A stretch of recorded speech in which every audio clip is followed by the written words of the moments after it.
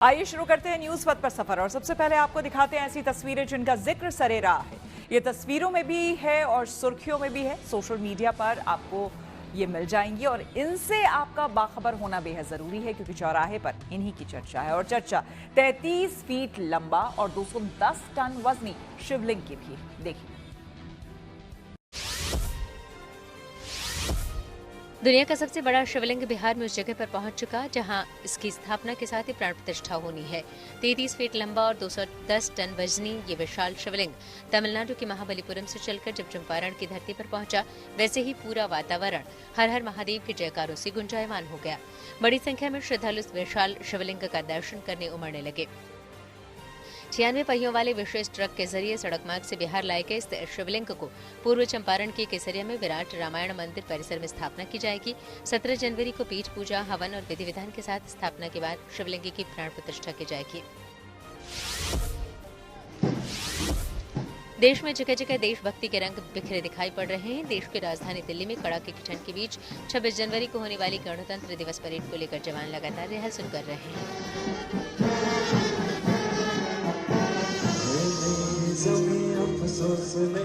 उधर जयपुर के जवाहर कला केंद्र में भारतीय सेना की ओर से देशभक्ति से ओतप्रोत एक कार्यक्रम का आयोजन किया गया, जिसमें मुख्य आकर्षण सेना के सिम्फनी बैंड की शानदार प्रस्तुति रही।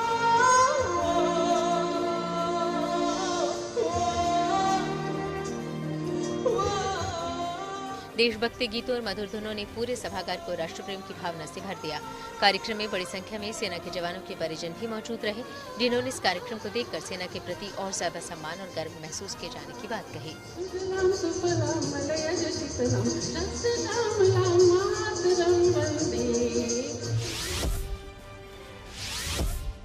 पहाड़ों में इन दिनों अच्छी खासी बर्फबारी देखने को मिल रही है। उत्तराखंड से लेकर हिमाचल प्रदेश तक में बर्फबारी से मनोरम नजारों का दीदार हो रहा है।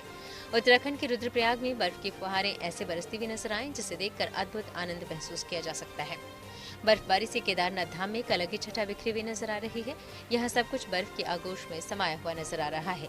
हिमाचल में मनाली और लाहौल की ऊंची चोटियों पर हुई बर्फबारी से यहाँ की प्राकृतिक खूबसूरती और ज्यादा निखर गई है।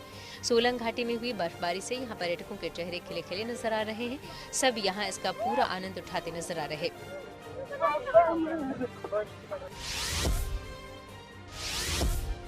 राजस्थान के सरिस्का टाइगर रिजर्व में इन दिनों बाघों की अटखेलियां खूब देखने को मिल रही हैं, जो पर्यटकों के कैमरे में कैद होकर वायरल हो रही हैं। अलवर शहर के करीब सरिस्का बफर जोन के जंगल में बाघिन ST2302 अपने 2 शावकों के साथ एनीकट के पास बैठी नजर आई। शावक अपनी मां के साथ खेलने में मशगूल होने के साथ शिकार के गुर भी सीखते नजर आए। यहाँ बाघिन झाड़ियों के बीच शावकों के साथ इस पोज में बैठी नजर आई जैसे कि वो फोटो सेशन के लिए तैयार बैठी हो। पर्यटकों ने इस पल को कैमरे में कैद कर सोशल मीडिया पर वायरल कर दिया। और अब बात करते हैं यूके में जंक फूड ऐड पर प्रतिबंध की। यूके ने बचपन में मोटापे के खिलाफ लड़ाई में एक बड़ा कदम उठाया है, जिसके तहत दिन के समय में टेलीविजन पर और इंटरनेट पर जंक फूड के विज्ञापनों पर नया बैन लगाया गया है, जिसमें ज्यादा फैट, चीनी और नमक वाले खाने के विज्ञापनों को रात 9 बजे से पहले टीवी पर दिखाने या फिर दिन में किसी भी समय ऑनलाइन पेड प्रमोशन के तौर पर दिखाने की इजाजत नहीं होगी। सरकार के इस कदम का मकसद बच्चों को अनहेल्दी खाने की मार्केटिंग के बढ़ते असर से बचाना है।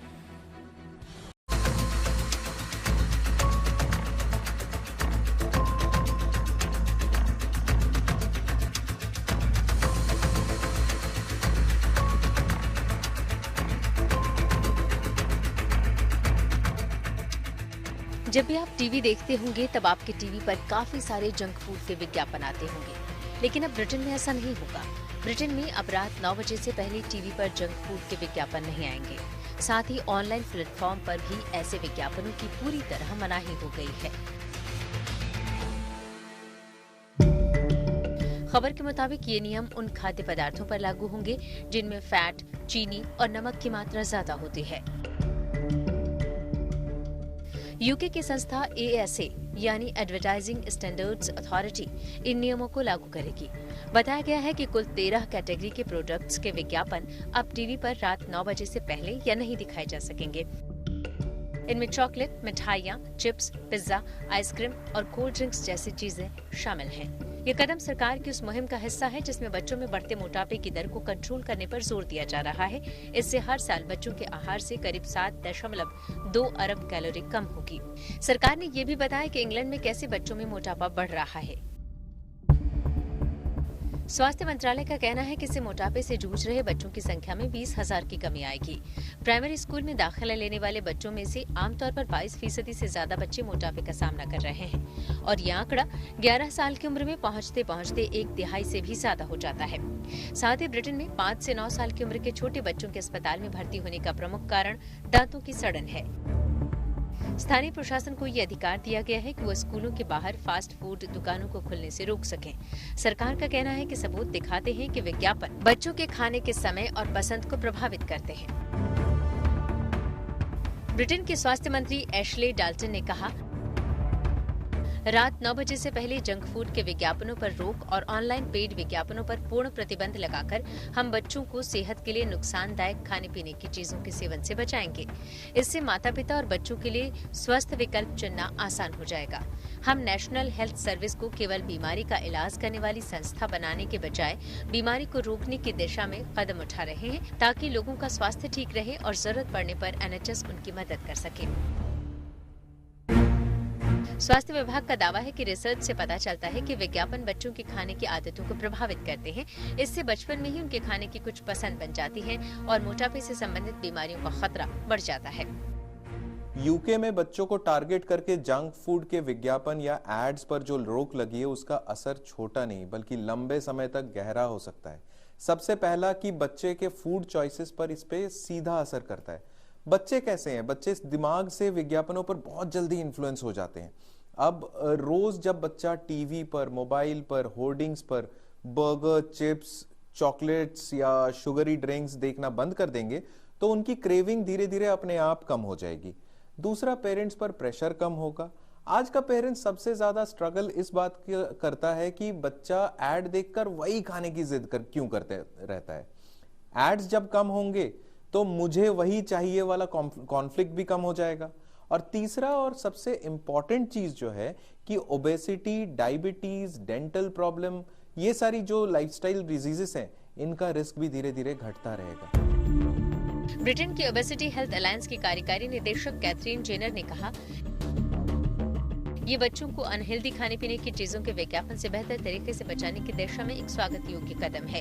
ये नए प्रतिबंध बच्चों को सबसे ज्यादा समस्या वाले विज्ञापनों के संपर्क में आने से बचाने में मदद करेंगे। सरकार का लक्ष्य सबसे स्वस्थ पीढ़ी तैयार करना है। इसके लिए ये नीति महत्वपूर्ण है। समय समय पर नियमों को और सख्त करना जरूरी होगा ताकि ये सुरक्षा प्रभावी बनी रहे। स्टडीज दिखाती हैं कि अर्ली चाइल्डहुड में ईटिंग हैबिट सेट हो जाती है और वही हैबिट्स आगे जाके एडल्ट लाइफ तक जाती है। और सबसे इंपॉर्टेंट बात यह है कि ये बैन सिर्फ जंक फूड हटाने के लिए नहीं बल्कि बच्चों को नॉर्मल होम स्टाइल और हेल्दी और न्यूट्रिशियस फूड को नॉर्मल मानने के लिए है।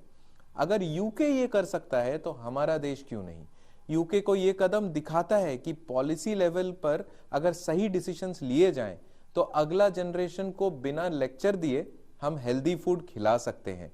सिंपल अगर लैंग्वेज में हम कहें तो ये रोक जो है ये बच्चों को फ्यूचर हेल्थ को नजर में रखते हुए एक शांत बट पावरफुल इन्वेस्टमेंट है। इसे ये बहुत अच्छा डिसीजन है, इसकी हमें सराहना करनी चाहिए। चैरिटी संस्था डायबिटीज यूके ने भी विज्ञापन प्रतिबंध के फैसले का स्वागत किया। इसके मुख्य कार्यकारी कोलिट मार्शल ने युवाओं में टाइप 2 डायबिटीज के मामले बढ़ने पर चिंता जताई। उन्होंने कहा कि मोटापा टाइप 2 डायबिटीज के लिए एक बड़ा रिस्क फैक्टर है और ये स्थिति युवाओं में ज्यादा गंभीर नतीजे दे सकती है, जिससे उन्हें किडनी फेलियर और दिल की बीमारी जैसी गंभीर दिक्कतों का खतरा हो सकता है। भारत जैसे देश में अगर बच्चों को टारगेट करने वाला जंक फूड के विज्ञापनों पर सख्त नियम लागू हो जाए तो इसका असर बहुत स्ट्रांग हो सकता है, क्योंकि सबसे पहले बच्चों की डिमांड साइकिल टूटेगी। आज बच्चा वही मांगता है जो उसे एड्स में बार बार दिखाया जाता है, जैसे chips, sugary drinks, instant noodles. Ads कम होंगे तो क्रेविंग भी धीरे धीरे कम हो जाएगी। दूसरा, पेरेंट्स को कंट्रोल मिलेगा। अभी पेरेंट्स फाइट हार जाते हैं क्योंकि बच्चा बोलता है टीवी पर दिखता है। एड्स हटेंगे तो पेरेंट्स को ये हेल्दी ऑप्शंस करना इजी हो जाएगा। तीसरा, लॉन्ग टर्म में ये चाइल्डहुड ओबेसिटी, अर्ली डायबिटीज और फैटी लिवर जैसे प्रॉब्लम्स को स्लो कर देता है। इंडिया में प्रॉब्लम यह है कि मेल न्यूट्रिशन और ओबेसिटी दोनों साथ में चल रहे हैं। जंक फूड एड्स की इस इम्बैलेंस को बिगाड़ देते हैं और सबसे इंपॉर्टेंट पॉइंट, बच्चों की eating habit life long set होती है। अगर बच्चा रोज जंक फूड को नॉर्मल फूड नहीं दिखेगा तो ये वो खाना नॉर्मल ही खाएगा। इंडिया जैसे डाइवर्स देश में ये सिंगल स्टेप मिरेकल नहीं, लेकिन ओबेसिटी को रोकने का डायरेक्शन का सबसे लॉजिकल फर्स्ट मूव हो सकता है। रिपोर्ट्स के मुताबिक खाद्य और पेय कंपनियों को इस प्रतिबंध की पहले से जानकारी थी। अक्टूबर 2025 से ये स्वैच्छिक आधार पर लागू था और अब कानूनी रूप से प्रभावी हो गया है। हालांकि साल 2023 में बोरिस जॉनसन की सरकार ने इन्हें लागू करने की घोषणा की थी, लेकिन इसे अमल में नहीं लाया जा सका। फिलहाल अब इसे लागू कर दिया गया है। Bureau report, good news today. अब डबल डेकर बस से कीजिए लखनऊ दर्शन। जी हाँ, ये सीधे आपको लिए चले न्यूज एक्सप्रेसवे पर, जहां देश भर की कुछ और जरूरी खबरें कर रही हैं आपका इंतजार।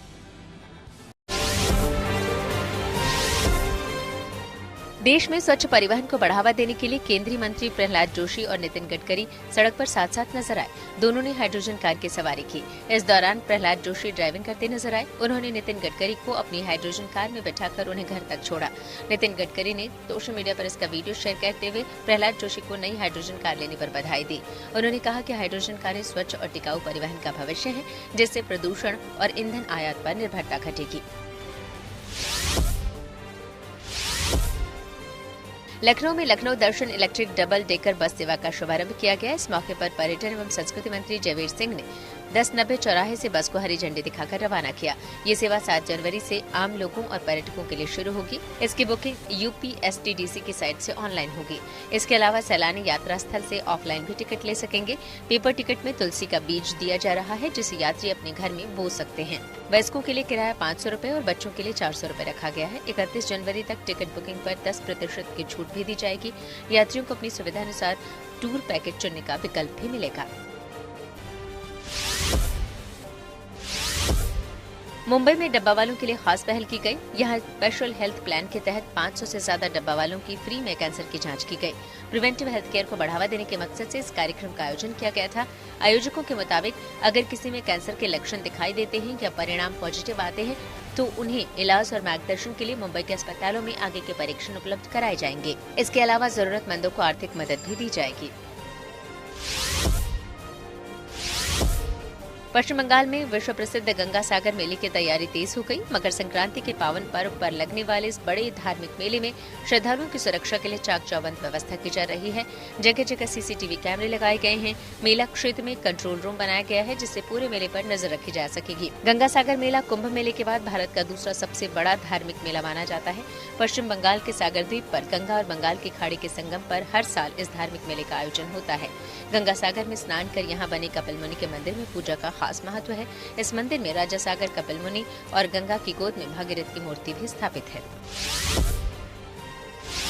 कश्मीर घाटी में चिलाई कला का दौर शुरू हो चुका है। यहाँ के अलग अलग इलाकों में हो रही हल्की बर्फबारी से लोगों में खुशी की लहर है। आज सुबह अनंतनाग जिले के चटपाल के छाटबल इलाके में हल्की बर्फबारी दर्ज की गई। यहाँ के कुछ हिस्सों में लगभग 1 से 2 इंच मोटी बर्फ की पतली परत जम गई है। वहीं सुबह बुडगाम और दक्षिण कश्मीर के कुछ पहाड़ी इलाकों हीरपोरा और शोपिया में भी ताजा बर्फबारी हुई है। स्थानीय निवासियों ने इस बर्फबारी का खुशी से स्वागत किया और इसे ईश्वर का आशीर्वाद बताया। और अब बात अंगारकी चतुर्थी की। गणपति की भक्ति में लीन श्रद्धालु विघ्नहर्ता से कृपा और आशीर्वाद की प्रार्थना कर रहे हैं। अंगारकी संकष्टी चतुर्थी रिद्धि सिद्धि के दाता भगवान श्री गणेश को समर्पित है। मान्यता है कि आज के दिन भगवान गणेश को फूल और मोदक चढ़ाकर पूजा पाठ करने और उपवास रखने से मंगल मूर्ति प्रसन्न होते हैं और उनकी विशेष कृपा भक्तों पर बनी रहती है।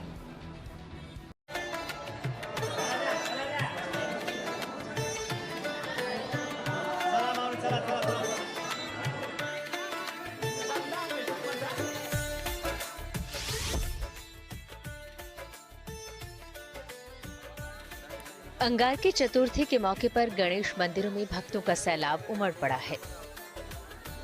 श्रद्धालु मंदिरों में अपनी मनोकामना पूर्ति का आशीर्वाद ले रहे हैं। गणेश जी दर्शन करने आए हैं। कितनी भीड़ है यार? भीड़ तो है, लेकिन दर्शन बहुत बढ़िया हो गया है और दर्शन कराने वाले भी बच्चे लगे हुए हैं अपने कार्य पे। आज गणेश चतुर्थी के दिन भीड़ जिस हिसाब से उस हिसाब से दर्शन बहुत बढ़िया हुआ है। उत्तर प्रदेश में वाराणसी के बड़ा गणेश मंदिर में श्रद्धालुओं का तांता लगा हुआ है। लोग सुबह से ही गणेश जी का दर्शन कर रहे हैं। वहीं महाराष्ट्र के जालना में भी गणेश दर्शन के लिए भक्तों का सैलाब उमड़ पड़ा है। लोग अपने आराध्य का दर्शन कर आशीर्वाद की कामना कर रहे हैं। शिव की नगरी काशी, जहां हर हर महादेव और बम बम के नारे के साथ गुंजायमान रहती है, वहीं आज विघ्नहर्ता का उद्घोष हो रहा है और सबसे ज्यादा भीड़ वाराणसी के लोहटिया इलाके में स्थित प्राचीन बड़ा गणेश मंदिर में देखने को मिली। लाखों की संख्या में भक्त दर्शन के लिए अपनी बारी का इंतजार करते देखे गए। लोग सुबह से ही भगवान गणपति का दर्शन पूजन कर आशीर्वाद ले रहे हैं। आज मैं गणेश चतुर्थी के दिवस पर यहाँ पे दर्शन करने आई हूँ। बहुत ही अच्छा लग रहा है। भीड़ काफ़ी है, लेकिन बस दर्शन अच्छे से हो गया है और काफ़ी मेला टाइप का यहाँ पे लगा हुआ है। सब प्रसाद वगैरह, गणेश जी की मूर्ति मिल रही है, मिठाइयों की दुकान है। अच्छा लग रहा है बहुत ही। क्या मांगे आज बाबा? बस सबके बच्चे अच्छे से रहे। ये लड़कों का त्यौहार होता है और सभी के बच्चे स्वस्थ रहे और खूब तरक्की कर रहे फ्यूचर में। बस यही मनोकामना, सबका सुहाग बना रहे। मान्यता है कि आज के दिन दर्शन करने से और व्रती महिलाओं के व्रत रहने से उनके पुत्र और परिवार की रक्षा भगवान गणेश खुद करते हैं और सारी दुख बाधाएं भी खत्म करते हैं। व्रती महिलाएं व्रत रहकर विघ्नहर्ता के दर्शन करने गणेश मंदिरों में पहुंची हैं। बाबा से तो बहुत कुछ मांगे, बहुत कुछ दिए। काशी नगरी में रह रहे बाबा बिना मांगे भी देते हैं। कैसे बड़ा दिया जाता है? आज का सुबह नहा करके बासी में रहा जाता है। शाम को जब चंद्रमा निकलेगा तो फिर हम लोग पूजा करके घर में फिर छत पे पूजा करेंगे, अर्घ देंगे चंद्रमा को, फिर उस वक्त पानी पिएंगे। कहानी भी होता है, छठ होता है गणेश जी का। आज का ये पर्व एक त्योहार की तरह है। बहुत अच्छा लगता है। हम लोग के काशी नगरी में हर जगह होता है। जो मानने वाला गणेश जी को सब करेगा। अपने आराध्य को भक्तों ने उनका प्रिय मिष्ठान लड्डू और मोदक तो चढ़ाया ही, साथ ही साथ ऊनी वस्त्र और कंबल भी अर्पित किया। आज माघ मास की शुक्ल पक्ष की चतुर्थी तिथि है, जिसे गणेश चतुर्थी, संकष्टी गणेश चतुर्थी या पुत्रादि चतुर्दशी के नाम से भी जानते हैं। आज के दिन माताएं ये व्रत पुत्र कामना, उनके स्वास्थ्य और दीर्घायु होने की कामना के लिए करती हैं। आज माघ मास कृष्ण पक्ष की चतुर्थी को, जिसकी संकष्टी चतुर्थी भी कहते हैं, उसके उपलक्ष्य में आज संपूर्ण उत्तर भारत में या कह लीजिए संपूर्ण भारत में इस दिन को एक व्रत के रूप में रहा जाता है, जिसमें पुत्र कामना की इच्छा को पूर्ण करने वाला ये व्रत है। पुत्र की लंबी आयु के लिए, अपने पति की लंबी आयु के लिए सभी जितनी भी स्त्रियां हैं वो इस व्रत को करती हैं। और साथ में रात को जब चंद्रोदय होता है तो चंद्र भगवान को अर्घ देने के बाद वो अपने व्रत का पारण करती हैं और कंदमूल फल खा के वो अपने व्रत को तोड़ती हैं। सनातन परंपरा में मंगलवार का दिन संकट मोचक हनुमान जी और मंगल देवता की पूजा के लिए अत्यंत ही शुभ माना गया है।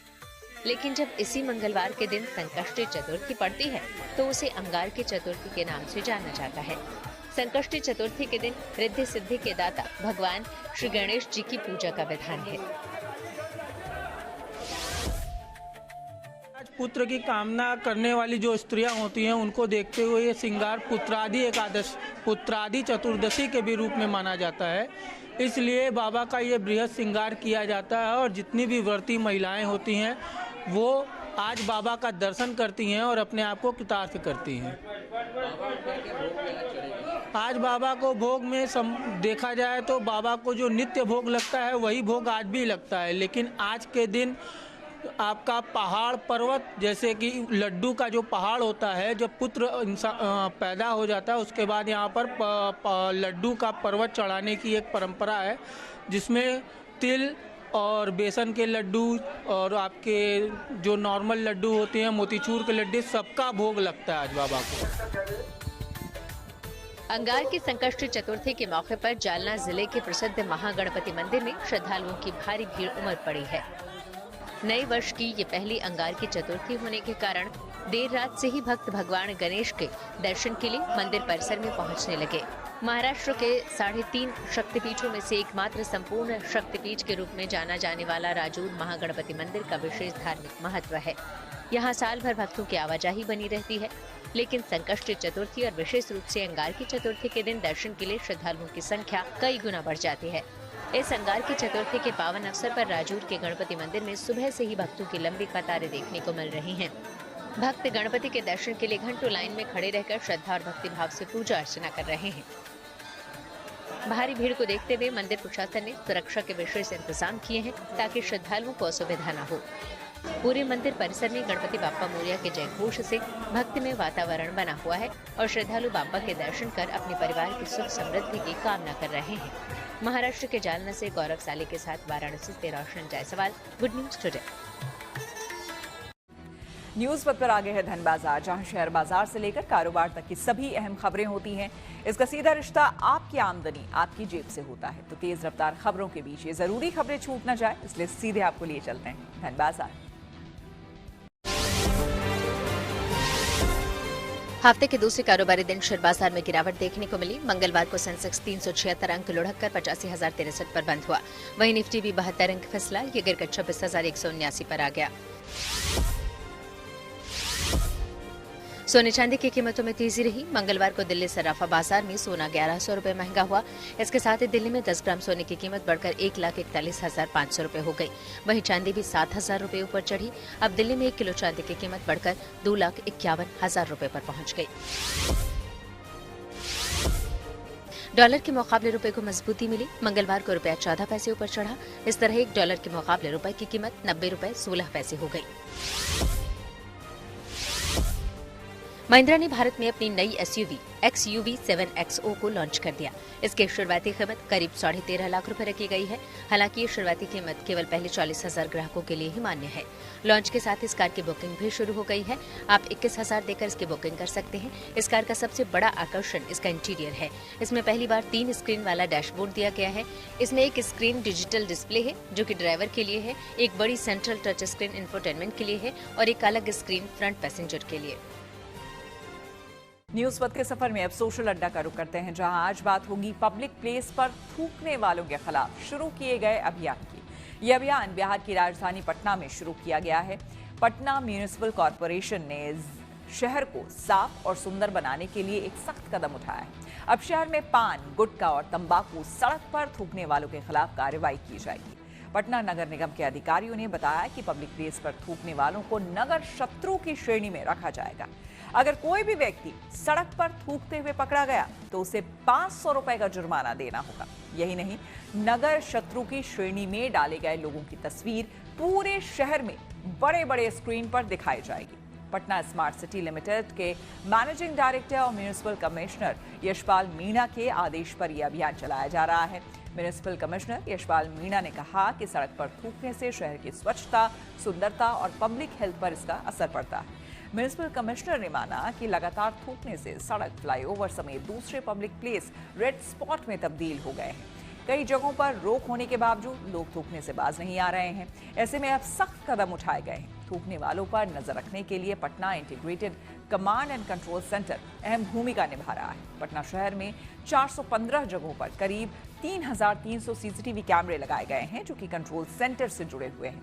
इन कैमरों के जरिए पूरे शहर की निगरानी की जा रही है। ऐसे लोगों के खिलाफ भी सख्त एक्शन लिया जाएगा, जो कि खुले में टॉयलेट करते हुए पकड़े जाएंगे। नगर निगम की टीमों को मौके पर ही गंदगी फैलाने वालों से जुर्माना वसूलने के निर्देश दिए गए हैं। पटना नगर निगम ने सभी नागरिकों से अपील की है कि वे शहर को स्वच्छ रखने में सक्रिय भूमिका निभाएं। अगर कोई व्यक्ति सार्वजनिक स्थान पर गंदगी फैलाता हुआ दिखाई देता है तो उसके बारे में नगर निगम के टोल फ्री नंबर 155304 पर जानकारी दें। जाहिर है, जगह जगह थूकने की समस्या हर शहर में दिखाई देती है। ऐसे में पटना शहर का अभियान साफ सफाई को बढ़ावा देने में मददगार साबित हो सकता है। पटना नगर निगम के अभियान को लेकर हमने लोगों से बात की और उनकी राय जानी। पटना में अगर आप रहकर सड़क पर गुटखा, पान, तंबाकू खाकर थूकते हैं तो आपको नगर शत्रु घोषित कर दिया जाएगा और 500 रुपया जुर्माना लगाया जाएगा। यही नहीं, उसके बाद आपकी तस्वीर को जो है डिस्प्ले किया जाएगा। जब आप थूकते हैं तो वो कैमरे में कैद हो जाएगा। जो कैमरे लगेंगे पटना में, उस कैमरे से आपकी तस्वीर कैद हो जाएगी और उसे डिस्प्ले किया जाएगा। हम कुछ लोग से जानते हैं कि पटना नगर निगम द्वारा ये जो फैसला लिया गया, कैसे देखते हैं आप इसे? ये फैसला तो लिया गया, बहुत अच्छा फैसला है, लेकिन इस पे कड़ी से कड़ी कार्रवाई हो। अगर जो भी कोई गलत काम करते हैं, थूकते हैं जहाँ तहाँ, तो उस पे कड़ी से कड़ी कार्रवाई की जाए और फैसले को जो 500 का जुर्माना लगाया बहुत अच्छा है, होना ही चाहिए। इससे होगा कि हमारा पटना, हमारा बिहार सुधरेगा और अच्छा रहेगा। देखिए, पहल तो अच्छा है, लेकिन क्या है ना कि यहाँ के जो लोग हैं और जो यहाँ की टीम है नगर निगम की, चाहे जो, ये स्टार्टिंग फेज में तो बहुत अच्छे से आते हैं। 500 रुपये जुर्माना लगेगा और सब कुछ लगेगा, लेकिन जैसे जैसे समय बीतेगा ना, वो जुर्माना खत्म हो जाएगा, ठीक है। और पब्लिक भी हो जाएंगे, नॉर्मल हो जाएंगे लाइव जिंदगी में कि चलो जैसे चल रहा है, क्योंकि इस पे ज्यादा फोकस किया नहीं जाएगा। स्टार्टिंग में तो बहुत अच्छे से आएंगे ये लोग, पिक पे आएंगे, लेकिन फिर जैसे ही समय बीतेगा उस तरह से ये लोग ऑफ भी हो जाएंगे। तो मुझे तो लगता है ये पहल सरकार की बहुत अच्छी पहल है। इससे साफ सुथरा हमारा शहर रहेगा, तो ये फायदेमंद ही है हमारे शहर के लिए। और इससे हमारे जैसे पटना शहर ही है, तो इसका और पूरे देश में इसका जो छवि है वो और भी अच्छा निखर के आएगा। तो मेरे कदम से ये एक सराहनीय कदम है। आपको लगता है लोग मानने वाले भी हैं? तो स्टार्टिंग में तो दिक्कत होगी, पर स्लोली ये ग्रेजुअली ये लोग इम्प्लीमेंट करेंगे अपने आप में। और अगर थोड़ा जुर्माना लगेगा तो लोगों के अंदर वो एक आ जाता है कि थोड़ा डर, जिसके कारण से इसके कारण वो आगे प्रमोट करेंगे इस चीज़ों को, पर समय लगेगा ऐसे करने में। हाँ। ये बहुत अच्छा स्टेप है मेरे हिसाब से तो, क्योंकि जैसे बिहार का कोई भी, जैसे बाहर जाओ तो अभी जैसे मेट्रो में हुआ था, आते ही लोग थूक के पहले ही दिन इतना गंदा एक इमेज बन गया था बिहार के लिए। तो ये जो किए हैं भारत सरकार की ओर से जो किया जा रहा है, ये बहुत अच्छा स्टेप है। और जुर्माना लगाना बहुत ज़रूरी था, क्योंकि लोग नहीं तो ऐसे सुनते नहीं हैं। और इम्प्लीमेंटेशन इसका ज़रूरी है कि जो म्यूनिसिपल कॉर्पोरेशन है वो इसको बस ध्यान से करे, तो धीरे धीरे बहुत अच्छा छवि बने। भी देखते हुए काफी परेशानी होती है। हाँ, बहुत ज़्यादा, जैसे गंदा दिखता है बिल्कुल ही, और मतलब लोग थूक रहे हैं, खुलेआम थूक रहे हैं, ये तो मतलब हाइजीन वाइज भी बहुत गंदा हो जाता है। तो इसके लिए मेरे को लगता है कि पटना के लिए बहुत ज़रूरी है और सरकार को बहुत अच्छा कदम है। ठीक है, अच्छी कदम होना चाहिए, बट इसका जमीन पे उस तरह से लागू नहीं ना हो पाता है। होना चाहिए, अच्छी बात है। आप ही उदाहरण के तौर पे देख लीजिए, कई तरह का ओवर ब्रिज पे किस तरह से थूक के घिनाया गया है। मेट्रो ही ले लीजिए, कई स्थान है उसका कि जो कि किया गया, अच्छा कदम है, सराहनीय है, होना चाहिए, बिल्कुल। लगते लोग मानने वाले हैं? मानने वाले तो लोग नहीं है, बट की जुर्माना के लेके कुछ लोग कहीं ना कहीं वो तो कर ही देंगे, उसमें तो कोई डाउट नहीं। बट कि थोड़ा से तो कुछ तो असर पड़ेगा, उतना नहीं पड़ेगा, मतलब कुछ असर पड़ेगा। आप गुटखा खा कर इधर उधर थूकिएगा तो 500 का जुर्माना देना पड़ेगा। तो छोड़ देंगे। हाँ, छोड़ देंगे। इस फैसले को कैसे देखते हैं आप? ये सही फैसला मानते हैं इसे? सरकार ने जो फैसला, नगर निगम ने जो फैसला लिया है, ये तो ठीक है, अच्छा ही है। हम लोग को कुछ तो मतलब सुविधा मिलेगा। नहीं रहने से नहीं ना खाएंगे, रहेंगे तो खाना ही पड़ेगा। इधर उधर थूकना नहीं पड़ेगा, फाइन हो जाएगा। मतलब 10 का गुटखा खाते तो 500 फाइन देना पड़ेगा। जी हाँ, बिल्कुल सही बात है, ये तो बहुत अच्छी बात है। जैसे हमारे सरकार का अभी काम चल रहा है, जो कि बिहार को और पटना को बहुत ही अच्छा डेवलपमेंट करने का और बहुत नीट एंड क्लीन करने का, तो ये तो बहुत अच्छी बात है कि सड़क पे गंदगी ना फैलाएं, किसी तरह का थूक थाक ये सब चीज़ ना करें। ये तो बहुत अच्छी बात है। अगर इस चीज़ में है तो सब लोग मिल के सहयोग करें। आखिर आपको लगता है लोग मानने वाले हैं? क्यों नहीं, जो चोरी छुपे इधर उधर थूक भी सकते हैं। तो चोरी छुपे थूकेंगे तो उन पे इसीलिए तो कार्रवाई किया जाएगा। 500 रुपये का जुर्माना का इसीलिए तो है कि वो दिया जाएगा, लिया जाएगा। अभी एक सज्जन ने कहा वो गुटखा खाना छोड़ देंगे। बिल्कुल, बहुत अच्छी बात है, उनके हेल्थ के लिए भी बहुत अच्छा है। और दूसरी बात है कि इससे गंदगी भी नहीं फैलेगा, बहुत अच्छी बात है। मोबाइल फोन के गुम होने, चोरी होने से लेकर झपटमारी तक की खबरें अक्सर सामने आती रहती हैं। कई लोग इसकी पुलिस में शिकायत तक नहीं करते, लेकिन शिकायत जरूरी है। ऐसा हम इसलिए कह रहे हैं क्योंकि नोएडा पुलिस ने अपने एक्शन से ये बता दिया है कि गुम मोबाइल फोन का मिलना संभव है। उसने बड़ी संख्या में ऐसे मोबाइल बरामद कर उसके असली मालिकों के हवाले किया है। यही नहीं, मोबाइल चोरों के एक गिरोह का पर्दाफाश करते हुए करोड़ों की कीमत के मोबाइल फोन बरामद भी किए।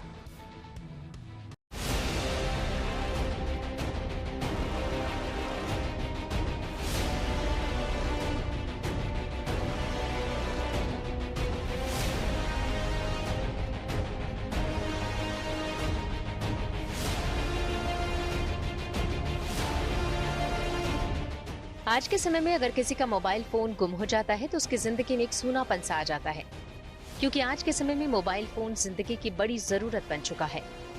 घर से लेकर दफ्तर तक या अपनों के बारे में जानने से लेकर किसी भी काम के निपटारे में ये बेहद मददगार साबित होता है। मोबाइल फोन के खोने पर कई लोग ये सोचकर संतोष कर लेते हैं कि पुलिस में इसकी शिकायत दर्ज कराने का क्या फायदा, क्योंकि वो तो मिलने से रहा। लेकिन नोएडा पुलिस ने इस सोच को गलत साबित कर दिखाया है। यहाँ की पुलिस ने न सिर्फ कई मोबाइल फोन बरामद किए, बल्कि उसे उनके असली मालिकों को लौटाकर उनके चेहरे पर खुशी ला दी है। मेरा लॉस्ट हो गया था सेक्टर 3 के आसपास, वहाँ से मिस हो गया था मेरा फ़ोन जी। ये मुझे सितंबर लास्ट 25 को मिस हुआ था, जो मुझे आज मिला है 26 में। तो बहुत ही खुशी हुई है, क्योंकि मेरा फ़ोन तो 2023 में खोया था और आज 2 साल 3 साल बाद में बिल्कुल मुझे कोई उम्मीद नहीं थी। और फ़ोन खोना तो आजकल बड़ी एक मुसीबत वाली बात हो जाती है कि सारी आपकी इन्फॉर्मेशन उसी में होती है। तो अब जब फ़ोन मिला है तो मतलब ये तो है कि चलो हमें मतलब अपनी पुलिस पे गर्व है कि उन्होंने इतना महान कार्य करके दिया और हम सबका फ़ोन वापस करा। नए साल में खुशी है। ये 11 दिसंबर 2025 को जो है ये गायब हुआ था और उसी दिन रात को 11 बजे मैंने सेक्टर 113 के थाने में आकर अपनी FIR वगैरह कंप्लेंट्स वगैरह लॉन्च कर दी थी। लॉन्च करने के बाद जो है ये करीब ये 20 दिन, तकरीबन 11 से 20 दिन हो रहे हैं। 20 दिन में मेरा फ़ोन रिकवर हो गया और मैं सेक्टर 113 पुलिस की बहुत ही अप्रिशिएट करता हूं कि उन्होंने बहुत अच्छा एफर्ट्स लगाया। मोबाइल फोन गुम होने की अलग अलग वजह होती है। किसी का गुम हो जाता है और पता नहीं चलता कि आखिर उसके साथ हुआ तो क्या हुआ, क्योंकि ऐसे ऐसे शातिर हैं जो लोगों के फोन इस तरह उड़ा देते हैं कि पता तक नहीं चलता। नोएडा पुलिस ने ऐसे ही एक गिरोह के सदस्यों को पकड़कर उसके पास से 821 मोबाइल फोन बरामद किए हैं, जिनकी अनुमानित कीमत 6 से 8 करोड़ रुपए बताई जा रही है। फेज 2 पुलिस टीम के द्वारा एक हैरानी कार्य हुआ, जिसमें एक मोबाइल चोरी करने वाली गैंग का पर्दाफाश। तो इसमें 6 लोगों को न्यायिक हिरासत भेजा जा रहा है और 2 लोगों को अभिरक्षा में लिया गया। इनके पास से कुल मिलाकर 821 मोबाइल फोन बरामद हुए हैं, जिनकी अनुमानित कीमत लगभग 6 से 8 करोड़ के बीच है। अब जरा पकड़े गए गिरोह के सदस्यों के बारे में भी जान लीजिए कि ये किस तरह वारदात को अंजाम देते थे। इनमें से 8 में से 7 लोग मूल रूप से झारखंड के निवासी हैं और ये लोग 2-3 महीने के लिए यहाँ पर आते हैं और नोएडा NCR के अलग अलग क्षेत्रों में PG में या अलग अलग तरह के मकानों में रहते थे और एक गैंग जरा काम करते थे। ये लोग लोकल मार्केट, साप्ताहिक मार्केट और सब्जी मार्केट में जब लोग सामान लेने जाते थे और जैसे ही वो ध्यान उनका हटता था, तुरंत की जेब से, उनके पर्स से लोग फोन निकाल लेते थे और तुरंत एक दूसरे को पास ऑन कर देते थे, ताकि अगर इन पे किसी को शक हो भी तो भी इनके पास से फोन बरामद ना हो। जब 2-3 महीने में लोग फोन इकट्ठा कर लेते तो उसके बाद ये लोग ट्रेन और बसों के माध्यम से वापस अपने मूल स्थान जाते थे और उसके बाद नेपाल में जाके फोन चले, वहाँ पे इन फोन सेल ऑफ करने के लिए ले जाते। इसमें टोटल 8 लोग हमको मिले, जिसमें से 6 लोग को गिरफ्तार किया गया और 2 लोगों को अभिरक्षा किया गया। इस गिरोह के पकड़े जाने से पहले नोएडा पुलिस ने तकनीकी निगरानी और साइबर सेल की मदद से 77 मोबाइल फोन बरामद करने में सफलता हासिल की थी, जिसे उनके असली मालिकों को सौंप दिया गया था। उन बरामद मोबाइल फोन की अनुमानित कीमत करीब 25 लाख रुपए बताई गई है। हम लोग एक्चुअली काफ़ी कोशिश करते हैं उनको रिकवर करने की। सर्वेलेंस के मदद से हम लोग रेगुलरली फ़ोन्स रिकवर करते रहते हैं। विगत कुछ दिनों में सेंट्रल नोएडा जोन द्वारा 100 से अधिक फ़ोन्स जो हैं विक्टिम्स को लौटाए गए थे। तो ये एक रेगुलर प्रक्रिया रहती है, लेकिन क्योंकि कुछ टेक्निकल चैलेंजेस होते हैं तो कई बार फ़ोन की रिकवरी में टाइम लग जाता है। अगर फ़ोन के पार्ट्स निकाल लिए जाते हैं और उसके पार्ट्स को अलग अलग बेच दिया जाता है तो फिर उसकी रिकवरी जो है वो ऑलमोस्ट इम्पॉसिबल हो जाती है, नेक्स्ट टू इम्पॉसिबल हो जाती है। तो हम लोगों की रेगुलर कोशिश रहती है और हम लोग चाहेंगे कि लोगों के फ़ोन्स ना खोएं और अगर कोई खो जाता है तो हम जल्द से जल्द उसको रिकवर करके लोगों को लौटा सकें। खोए हुए मोबाइल फोन की पुलिस में उसकी रिपोर्ट दर्ज कराना कितना फायदेमंद हो सकता है, उसकी तस्दीक की तस्वीरें कर रही हैं। फ़ोन मेरा 14 अक्टूबर की रात को मैंने मंगाया था 9 बजे ऑनलाइन 2025 में, अभी तो आया नहीं अक्टूबर, और 15 अक्टूबर को जो एक और 12 बजे के बीच में जो है दोपहर में जो है गुम हो गया था मेरे से। गुम कैसे हो गया था? तो दरअसल मैं आ रहा था कहीं से, दरअसल हरवाड़ा सब्जी मंडी से जा रहा था मैं वहाँ पे, और मुझे अपने एक मित्र से मिलना था। वो रास्ता थोड़ा सा उबड़ खाबड़ था तो वो झटके से मेरी पॉकेट से निकल गया। तो बस मैं थोड़ा सा आगे बढ़ा और फिर मैंने पीछे आके देखा तो वो फ़ोन नहीं मिला। तो बस ये फिर मैंने तुरंत उसका जो है इन्फॉर्मेशन दे दिया पुलिस में, और ये सब जो है नोएडा पुलिस की तत्परता। मेरा फ़ोन अगस्त 2025 में मेरे पॉकेट से गिर गया था। सेक्टर 49 में नोएडा में जहाँ रहता हूँ वहीं पे। तो फिर मैंने सेम डे जाके अपना फ़ोन के लिए FIR कराया था सेक्टर 49 में जाके। उसके बाद मैंने अपने फ़ोन को ब्लॉक कराया था। उसके बाद 1-2 बार मेरे फ़ोन पे मैसेज भी आया कि मेरा फ़ोन अनलॉक करने की ट्राई किया जा रहा है। तो मैंने सेक्टर 49 के थाने में जाके इसके रिगार्डिंग मैंने उनसे बात भी की थी। तो उन्होंने कहा था कि आपका फ़ोन ट्रैकिंग पे है, इसीलिए वो मैसेज आ रहा है। जैसे ही आपका फ़ोन मिलता है आपको मैं इन्फॉर्म करूँगा। तो 1 तारीख को सुबह में 1 जनवरी के दिन मेरे पास कॉल आया था। अब गणेश नाम के इसी मिस्त्री को ही देखिए, इनके हाथ में आज इनका खोया हुआ मोबाइल फोन मौजूद है। तो इसकी वजह नोएडा पुलिस ही है। इन्होंने नया फ़ोन लिया 15,500 रुपये का, किस्तों पर लिया। वो किस्तें जैसे ही ख़त्म हुई उसके अगले दिन इनका फ़ोन खो गया। अब इनकी भावना ये थी जब तक नया फ़ोन नहीं लेंगे अपने होम टाउन अपने घर नहीं जाएंगे। लेकिन अब ये फ़ोन मिल गया है।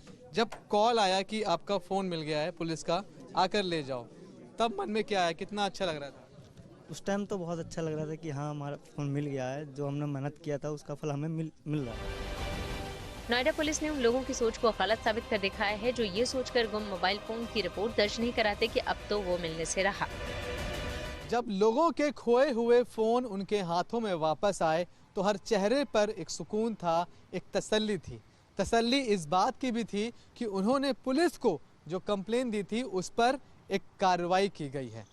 पुलिस की इस कार्रवाई ने लोगों के अंदर पुलिस के प्रति उनका भरोसा और ज़्यादा मजबूत कर दिया है। नोएडा पुलिस के सफल अभियान से ये बात तो साफ हो गई है कि पुलिस में रिपोर्ट दर्ज कराने से आपका खोया हुआ मोबाइल फोन आपको वापस मिल सकता है और इस लिहाज से उसकी रिपोर्ट दर्ज कराना ज्यादा जरूरी है, ताकि अगर उसका किसी तरह का गलत इस्तेमाल होता है तो आपको परेशानी का सामना नहीं करना पड़े। नोएडा से मनीष चौरसिया और भूपेंद्र चौधरी के साथ bureau report, good news today. Injury से उभरे श्रेयस की मैदान पर शानदार वापसी। खेल जगत से जुड़ी ऐसी इंटरेस्टिंग खबरों को जानने के लिए आइए सीधे चले खेल चक्कर।